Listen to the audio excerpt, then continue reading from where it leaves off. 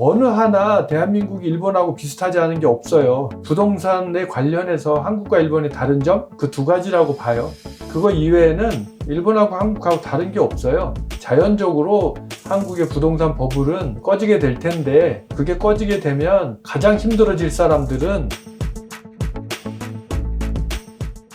지금 일본에서 정말 30년이라는 시간을 또 이제 보내시고 살아오시고, 이전에 일본의 그 부동산 시장 버블이 꺼지는 것도 직접 그러면 그 현장에 계셨던 거잖아요. 그렇죠. 부동산 버블이 꺼져가는 마지막 시점에 일본에 있었죠. 그때 상황이 좀 어땠나요? 제가 일본에서 부동산 버블의 제일 마지막 상황에 있었는데, 그때는 진짜 텔레비만 키면 뭐 어디 은행이 도산했다더라, 어디 보험회사가 도산했다더라, 그래서 합병을 했다, 뭐 이런 얘기, 그런 얘기가 매일같이 들려오는 거죠. 그리고 뭐 누가 해고당했다라더라, 뭐 이런 얘기들. 서민들 입장에서는 느닷없이 회사가 문을 닫게 되는 거고, 우리나라 대한민국 IMF를 경험해 보신 분들은 알겠지만 그때처럼 실업자도 많이 늘어나게 됐고, 그렇죠. 그때 일본 부동산이 그렇게 버블이 생긴 그런 이유가 뭐였을까요? 일본의 경우에 태평양 전쟁, 세계제 2차 대전에서 패망한 이후에 엄청나게 가난했잖아요. 그 상태에서 5년 만에 대한민국의 한국 전쟁이 6.25 사변이 터진 거고, 그래서 그 6.25 전쟁을 통해서 일본은 전쟁 전 상태로 거의 모든 경제가 회복이 됐죠. 그래서 또 발전을 하게 됐고, 그 뒤에 베트남 전쟁 통해서 또 베트남 특수가 일어나게 되고, 그래서 일본은 제조를 하는 중공업, 경공업 할 거 없이 완벽하게 기반을 구축하게 되죠. 그 상태에서 이제 세계적으로 경기가 좋아지니까 일본은 나날이 성장하게 되었고, 일제 그러면 무조건 좋은 제품으로 생각했을 정도로, 그러다 보니까 자연스럽게 일본 제품들이 세계적으로 경쟁력을 갖게 되고 수출이 막대하게 늘어나니까 일본은 엄청난 부자 나라가 된 거잖아요. 세계 제2의 경제 대국까지 성장을 했죠. 그런 배경에서 이제 돈이 많이 들어오고 돈이 많이 쌓이고 하다 보니 기업들이 물건이 많이 팔리니까 공장을 늘려야 되잖아요. 공장을 늘리려면 공장용 부지를 사야 되고요. 거기에 더불어서 예를 들어서 서울로 얘기하면 서울 시내만 해도 좁으니까 인구가 지방에서 올라오잖아요. 인구 팽창이 일어나고 그러면 주변에 이제 아파트들 지어서 사람들 수용해야 되고 그러다 보니까 이제 부동산이 자연스럽게 쭉 올라가게 되는 상황이었던 거죠. 그게 1차 부동산 버블이고요. 더불어서 일본 기업들이 너무 잘 나가다 보니까 특히 미국이라든지 이런 여타 다른 나라들이 어렵게 되죠. 특히 미국에 아시다시피 미국의 대표적인 자동차 회사들이 뭐 도산할 정도로 미국에서는 일본 정부에다 대고 너희들이 보이지 않는 수출 규제를 하는 것이 아니냐. 일본에서 우리나라의 자동차가 일본에서 안 팔릴 이유가 없다 이렇게 라고 거꾸로 미국 기업들이 정부를 통해서 압력을 넣죠. 그래서 일본 정부는 뭐 예를 들어서 미국산 자동차를 수입하는 쿼터제 그래서 어느 정도 수입도 해주고 하지만 실은 일본 자동차가 미국 자동차보다 더 좋은 거죠. 연비도 좋고. 그러다 보니까 안 팔리는 거고 뭐 이런 서로 간에 무역 마찰이 심해졌는데 결국 선진국 뭐 프랑스라든지 영국이라든지 미국이라든지 독일이라든지 여러 나라의 책임자들이 미국에 모이게 되죠. 그래서 미국의 플라자 호텔에 모여서 일본이 지금 너무 경쟁력이 세다. 그래서 일본 엔화의 가치를 달러에 비해서 좀 절상을 하자. 그때 당시에 엔화가 1달러면 엔화를 250엔으로 바꿀 수 있었어요. 1달러를 250엔으로. 그거를 1달러에 120엔으로 하자라고 되는 거예요. 그러면 거의 그 절반 수준으로 내려가는 거잖아요. 그러니까 250엔을 갖고 있던 사람은 예전에는 250엔을 주면 1달러밖에는 못 바꿨는데 250엔을 주면 2달러를 주는 거 아니에요. 그러니까 엔화의 가치가 2배가 됐죠. 이런 식으로 하면 미국 제품이 일본에 오면 되게 싸게 팔 수 있는 거잖아요. 그죠? 일본 제품 미국 가면 비싸지는 거고 그것이 플라자 합의예요. 그래서 국제적인 압력에 굴복해서 일본이 플라자 합의를 체결하죠. 그런데 플라자 합의가 체결되니까 일본 국민들은 그전에도 이미 상당히 부를 축적하고 있는 상태에서 자기들의 재산이 2배가 되는 거 아니겠습니까? 가치가. 그러니까 점점 더 해외 투자, 해외 부동산 투자 같은 것도 많이 하게 되고, 그래서 금융가에 흔히 사용되는 말로 와다나베 부인이라는 말이 있잖아요. 일본 자본으로 해외 증권 투자를 하고 부동산 투자를 하고 하는 사람들, 그런 게 늘어나게 되고, 그 다음에 기업의 입장에서 봤을 때 수출을 해야 되는데 가격 경쟁력이 절반으로 줄었잖아요.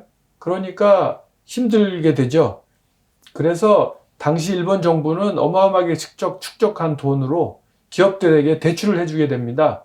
돈을 저리로 대출해 줄 테니 설비 투자를 해라. 그래서 이제껏 사람이 일을 했던 것을 로봇을 시켜서 하게 되면 원가 절감할 수 있잖아요. 그래서 각 기업들은 기본적인 원가 절감 노력 플러스 우리가 기계를 사야 되는데 기계를 사기 위해서 은행에서 돈을 빌리잖아요. 그러면 제가 한국에 있었던 1980년대 후반 경우에는 기업이 은행에서 돈을 빌리려면 담보는 물론이고 금리가 13% 정도 됐었어요. 13%의 금리를 지불하고 기계를 사서 생산성을 올릴 수 있겠어요? 없죠. 지금 여러분들 보시긴 상상이 안 가는 금리지만 그때는 그랬어요. 근데 일본의 경우에 3%, 2% 이런 식으로 해서 거의 공짜에 비슷하게 정부의 자금을 장기 저리로 빌려주니까 기업들은 그 돈을 가지고 사업 규모를 확대하면 원가도 내려갈 수 있잖아요. 그죠? 양산하게 되면. 그러니까 또 공장 토지를 사게 되고 그것들이 결국 이제 부동산 버블의 정점으로 치닫게 되는 것이 되죠. 그때는 이제 기업들이나 민간인들이나 누구나 다 지금의 대한민국 사람들처럼 땅은 오르는 것, 땅값은 무조건 오르는 것으로만 생각하고 너도나도 땅을 사기 시작했고요. 그때 상징적인 이야기가 동경 있잖아요. 일본 전국이 아니라 동경의 땅을 다 팔면 미국 전토를 살 수 있다고 했어요. 그리고 그때 당시 일본은 딱 3년 사이에 동경 도내에 평균 토지 가격 있잖아요. 동경 도내 평균 토지 가격이 한 평당 30만 엔이었었는데 3년 뒤에 그게 95만 엔이 됐어요. 그러니까 3배가 됐죠. 땅값이 3배가 된 거예요. 3년 안에. 3년에 3배입니다. 그러니까 어마어마하게 폭등하게 됐죠. 그래서 어떤 부동산 거품의 정점에 올라가게 되는 계기가 되죠. 어떻게 보면 그 일본의 그런 경제 성장적인 부분, 그렇게 해서 벌어들인 큰 규모의 돈뿐만이 아니라 또 저금리로 인해서 또 유동성까지 풀리면서 그러한 부분들이 거의 다 이제 부동산 쪽으로 들어가게 되면서 부동산 버블이 어마어마한 수준으로 낀 상황인데, 그러니까 그래서 그런지 한국 같은 경우도 뭐 작년, 재작년 부동산 시장이 이제 많이 오르다 보니까 근데 지금은 또 이제 많이 빠지고 있는 상황이거든요. 혹시 이런 부분들이 일본을 따라가는 게 아니냐, 일본처럼 우리 되는 거 아니냐, 박사님 보시기에는 어떠세요? 상식적인 선에서 생각을 해보면 일리가 있는 얘기가 아닐까 싶어요. 대한민국이 조선이란 나라에서 대한제국이라는 나라로 바뀐 뒤에 일제 식민지가 되었잖아요. 그 이후에 대한민국은 지도에서 사라졌고 일본이라는 나라가 되어버렸죠. 그래서 당시 일본이 지배하던 36년간 일본은 우리나라의 근대적인 어떤 정부의 구조를 만들어 놓았고 법률, 행정제도, 그 다음에 지방자치제도, 그죠? 그 모든 전반에 대해서 일본하고 똑같이 만들어 놓고 일본이 철수를 한 거예요. 그래서 우리나라는 계속 일본을 벤치마킹 하면서 이제껏 따라오게 되었었고요. 공공기관이 됐던 민간이 됐던 어느 하나 대한민국이 일본하고 비슷하지 않은 게 없어요. 거의 똑같습니다. 그렇기 때문에 어떤 우리나라는 일본의 전철을 밟아왔다고 봐야 되고요. 밟아가고 있어요. 그런 측면에서 봤을 때 자, 부동산만 특별할 이유가 있을까? 라는 생각을 하는 거죠. 그리고 부동산이 올라야 되는 이유, 오르게 된 배경, 이런 것들을 보면 자, 우리하고 일본하고 다른 점이 뭐지? 라는 걸 한번 찾아보시면 오히려 찾기가 힘드실 거예요. 제가 보기에 부동산에 관련해서 한국과 일본의 다른 점, 악질적인 부동산 투기 세력이 한국이 더 많다는 거고, 그 다음에 한국의 땅이 일본보다는 좁다라는 것, 그 두 가지라고 봐요. 그거 이외에는 일본하고 한국하고 다른 게 없어요. 그래서 기본적인 수요에 그 악질적인 부동산 투자가들이 붙어서 그 수요를 좀 더 극대화시켰다고 볼 수 있겠는데 그 이외에는 일본하고 다른 게 없어서 자연적으로 한국의 부동산 버블은 꺼지게 될 텐데 그게 꺼지게 되면 가장 힘들어질 사람들은 억지로 집을 산 사람들일 텐데 그분들이 어떤 이러한 얘기들을 앞으로 부동산이 폭락까지는 아니더라도 좌지가 내려갈 거니까 그 투기 대열에서 빠지는 게 좋습니다라는 얘기에 대해서 믿지 않는 것. 오히려 그런 얘기를 한 사람들에 대해서 불만을 얘기하시던데 결국은 돈이 많으신 분들은 부동산이 올라도 그만 내려도 그만이에요. 우리처럼 영끌을 한 사람들이 가격이 내려가면 힘들게 되는 거죠. 저는 한국에서 IMF를 살짝 경험을 했거든요. 그래서 그때 당시에도 지금처럼 부동산 가격이 폭락을 해서 어마어마하게 손해를 봤죠. 부동산 가격이 오르니까 은행에서 대출을 받아서 집을 샀었는데 그 금리만 계속 내고 결국에는 어마어마하게 손해를 보고 팔았던 기억이 있는데 그거 타격이 상당히 컸죠. 그래서 한국도 일본과 제가 생각하는 상식으로서는 별반 다른 게 없지 않을까라는 생각을 합니다. 한국의 신문을 보면 일본의 고용률이 상당히 높아졌다고 해요. 그러니까 뭐 신입사원들이 졸업하면 대부분이 취직한다라든지 이런 얘기를 하거든요. 근데 우리는 안 그렇잖아요. 그래서 우리는 고용률이 낮다라고 얘기를 하는데 이게 착시 현상이에요.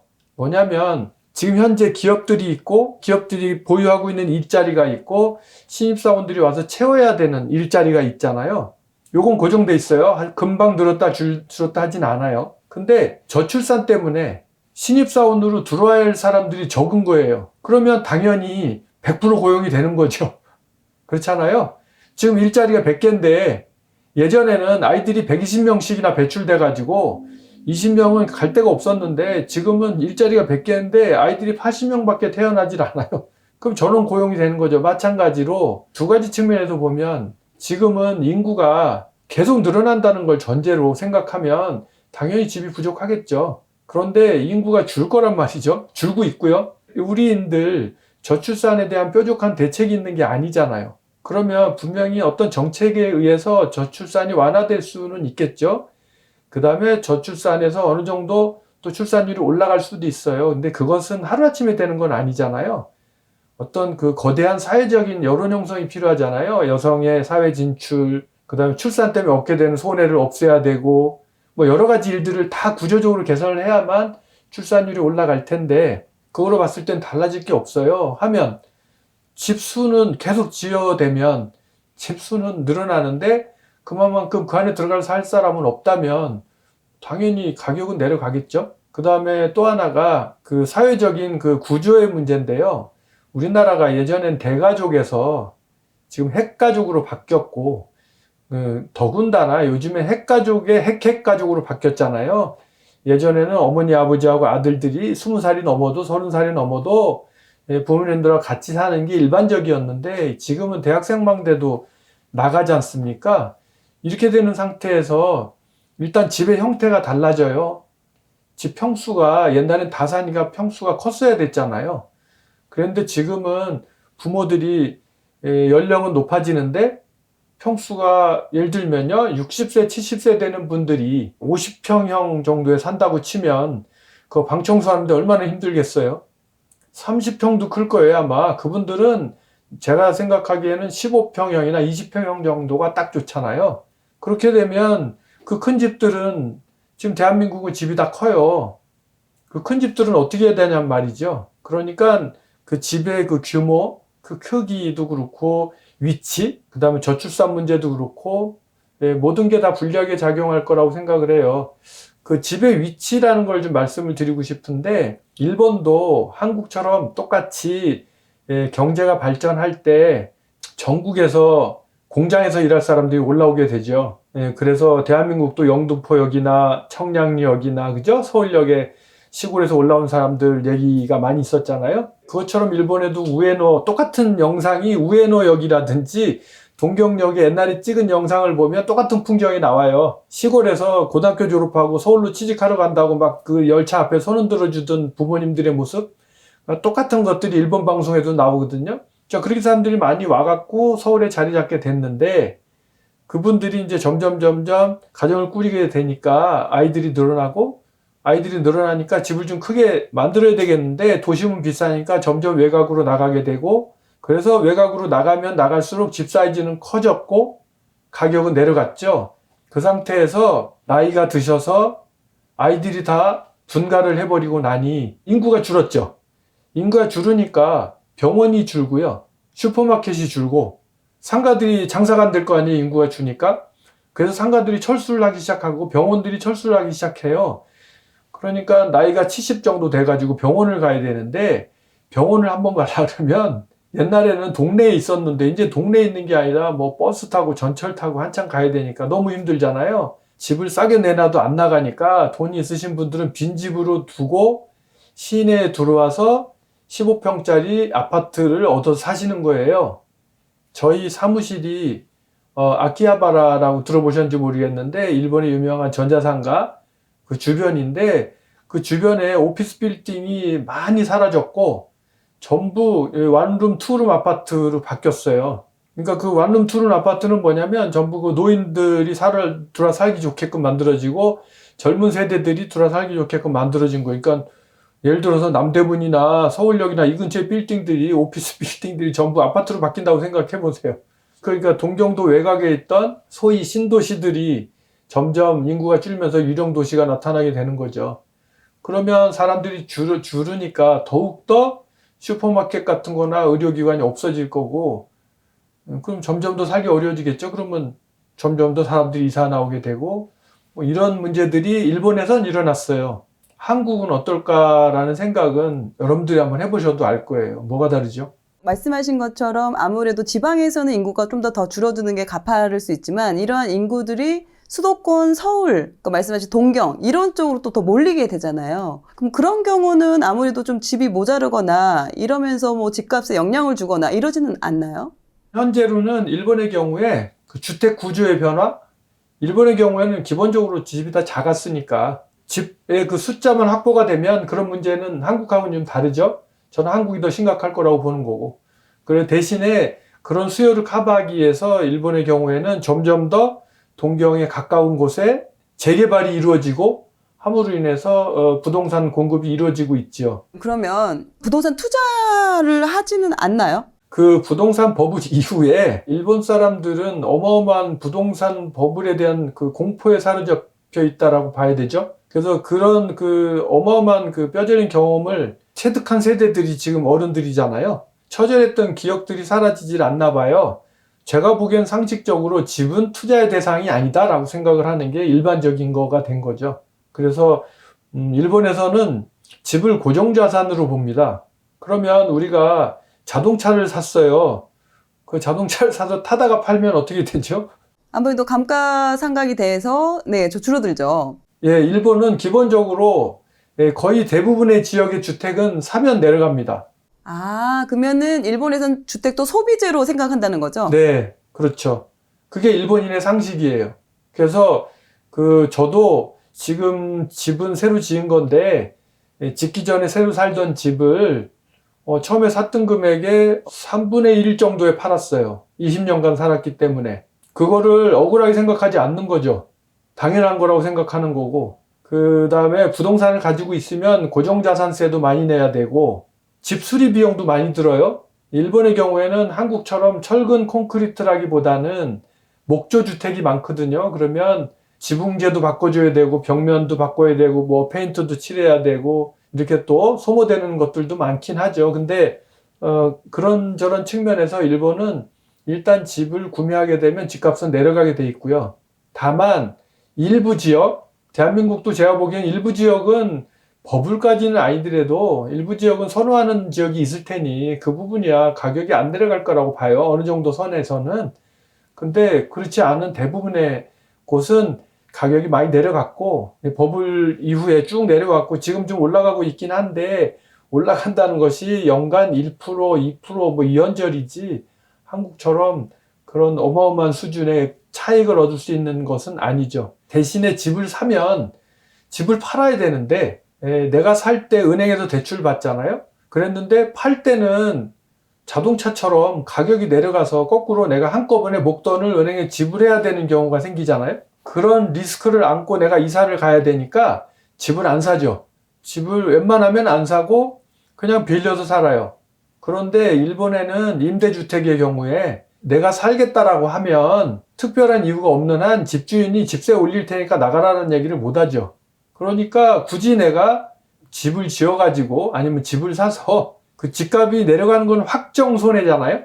근데 내가 집을 빌려서 살다가 내가 소득이 좀 떨어져서 이 집에 못 살겠어. 그러면 집을 줄여서 가려면 그냥 월세 빼고 가면 되잖아요. 그런 게 더 편하죠. 그래서 일본에서는 집을 살까 말까는 그 고민의 대상이지 집을 샀다 그러면 부럽다라는 건 아니에요. 또 하나는 일본의 경우에는 집들이 대부분이 목조주택이 많아요. 목조주택이 많으면 방음이 안 되고 하잖아요. 그러니까 아이들이 태어나거나 결혼해서 집을 얻어 살기에는 사실 조심스러워요. 그러다 보니까 이제 아이가 태어나면 대부분이 그 목조주택에서 철근 콘크리트로 되어 있는 한국식으로 의하면 연립주택 혹은 아파트 같은 형태의 집으로 이사를 가게 되죠. 그런 경우에는 사는 경우도 조금 있긴 해요. 근데 이게 임대를 하게 되면 결국은 못 하나도 못 박아요. 못 하나 박거나 마루에 그 흠이 나면 나중에 나갈 때 못 하나 박은 거 뭐 전부 원상복귀해 놓고 가야 되거든요. 자기가 들어올 때 형상대로 해놓고 나가야 되기 때문에 집주인이 내가 맡겨놓은 돈으로 집주인이 새로 벽지도 바르고 다 고치죠. 그래서 다음에 오는 사람이 또 새 집에 살게 되는 거예요. 실제적으로 이제 한국 같은 경우는 이제 내 집 마련을 하는 목적이 물론 첫 번째는 거주 목적도 있지만 거기에 추가적으로 이 집값이 나중에는 그래도 오르지 않을까 장기적으로 봤을 때 자산 가치로서로도 좀 인지를 하고 있는데 말씀하신 것처럼 일본 같은 경우는 오히려 집값이 떨어지게 되니까 소비재처럼 받아들이게 되고 집을 사는 거에 있어서 꼭 있어야 돼가 아니라 오히려 비용이 많이 들어가는 부분이다. 그래서 그 부분이 아까 제가 재산 말씀드린 것처럼 한국하고 뭐가 다르지라는 걸 한번 생각해 보시면 좋겠어요. 제가 보기에는 크게 다를 게 없다라고 저는 생각하는 거죠. 일본은 전세가 없잖아요.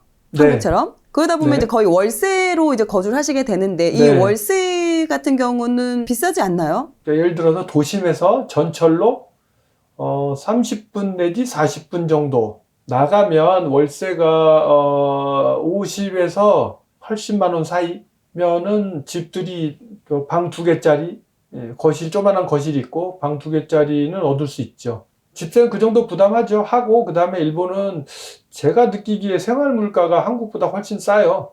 일본은 왕코인만 가져가도 점심 맛있게 먹을 수 있어요. 왕코인 500엔. 지금 한화로 500엔이면 4,500원 정도 될 거예요. 편의점 도시락은 300엔 정도니까 2,000원 정도면 되겠네. 그 다음에 교통비가 비싸잖아요. 그래서 일본의 경우에는 모든 기업이 급여 이외에 교통비는 회사가 별도로 지급합니다. 그래서 신입사원을 뽑을 때 먼데 사는 사람은 안 뽑죠. 왜냐면 교통비로 교통비가 많이 나가니까 저희 회사가 아까 말씀드린 아키하바라인데 제가 사는 동네에서 회사까지 전철로 35분 정도 걸려요. 전철비가 한 달에 한국 돈으로 15만 원 가까이 돼요. 전철 15만 원이요. 이거를 회사가 별도로 부담을 다 해야 된다는 거죠. 예를 들어서 대전이나 부산 정도 되는데 사는 사람도 있어요. 그런 사람 뽑게 되잖아요. 그러면 그건 법적 책임이 따르는 거예요. 회사가 그 사람한테 KTX 정기권을 사줘야 되는 거예요. 근데 만일 그거를 채용을 해놓고 못 해주겠다라든지 인사적인 불이익을 주게 되면 그거는 법적인 문제가 돼서 그럴 수가 없어요. 그러니까 회사에서는 여러 가지 명목으로 그런 사람은 안 뽑지. 그런 부분들이 좀 달라서 월세를 포함해서 전체적인 생활비 그런 부분들이 좀 저렴하다는 거. 그럼 일본에서 몇 년 동안 사셨고 또 어떤 일을 해오셨는지 말씀해 주실 수 있으실까요? 저는 일본에서 약 30년가량 살았고요. 30년 전에 일본에 처음 왔을 때는 프로그래밍을 하는 이제 외국인 근로자의 신분으로 일본에 이제 와서 일을 시작하게 됐고, 그때 당시에 제가 왔을 때 원룸에 6명 정도가 같이 살면서 그야말로 그 노동자 합숙소처럼 서로 간에 빨래하고 밥하고 김치 담그고 이렇게 그렇게 살면서 이제 프로그래밍을 하는 노동을 했었죠. 5년에서 7년쯤 지나서 2000년 전후에 한국의 IT가 엄청나게 발전을 하기 시작하는데 그걸 확인한 순간에 앞으로 일본의 미래는 한국이다라는 것에 대한 확신을 갖게 됐어요. 그래서 2000년에 지금 ecorporation.jp라는 IT 컨설팅 전문 기업을 세우고 한국의 정보화 선진 사례를 일본에 소개하고 수출하는 그러한 일을 시작했는데 예를 들면 이제 저 스스로가 디지털 봉이 김선달이라고 하거든요. 뭐냐면 봉이 김선달은 한강에 물을 퍼다 팔잖아요. 근데 제가 보기에는 한국에서 벌어지고 있는 모든 현상 이것들이 전부 컨텐츠인 거예요. 예를 들면 일본은 지금 주민등록 등본을 떼려면 기본적으로 시청에 가야 돼요. 일본은 지금도 호적 등본을 떼려면 본적지에 가야 돼요. 물론 요즘에 이제 특정한 증명서에 대해서 특정한 지역에 사는 사람만 그 중에서도 일본 정부가 발행한 전자주민카드를 가지고 있는 40%의 사람만 편의점에 있는 기계를 통해서 주민등록등본을 뗄 수는 있어요. 그런데 아까 말씀드린 것처럼 전체 증명서가 아니라 일부, 그리고 모든 지자체가 아니라 일부 지자체, 그 다음에 모든 국민이 아니라 주민카드를 가진 일부 국민만 하니까 사실상 그렇게 많은 사람이 활용한다고 볼 수는 없죠. 그런 상황이에요, 일본이. 그런데 일본의 공무원들은, 그 다음에 일본 국민들은 그게 최선인 줄 알아요. 왜냐하면 해외 사례를 들어본 적이 없거든요. 그 다음에 우리도 일본이 선진국이라고 알지만 일본 사람 스스로도 본인이 선진국이라고 알기 때문에 현재 우리나라의 행정 서비스는 나름 최상일 것이다라고 생각을 하게 되죠. 사실은 대한민국도 마찬가지였었는데 대한민국은 지금 세계 어디에 있어도 자기 컴퓨터와 자기 프린터로 발행할 수 있게 되었다라든지 심지어는 주민등록등본을 제출하지 않아도 되는 행정 프로세스로 바뀌었다. 이런 식으로 이야기를 해주면 그때서야 이제 그럴 수 있구나라는 걸 느끼게 되잖아요. 각 그 분야별로 한국의 선진 사례를 일본에 소개하고 그 선진 사례들을 우리가 정보화를 하려면 어떻게 해야 되는가라고 물어보게 되면 컨설팅을 해주고 한국 기업들을 또 소개도 해주고 하는 일들을 하죠. 네, 그런 일을 하는 ecorporation.jp라는 회사의 대표이사이고 오사카 부의 도지사 특별 고문으로 활동하고 있습니다.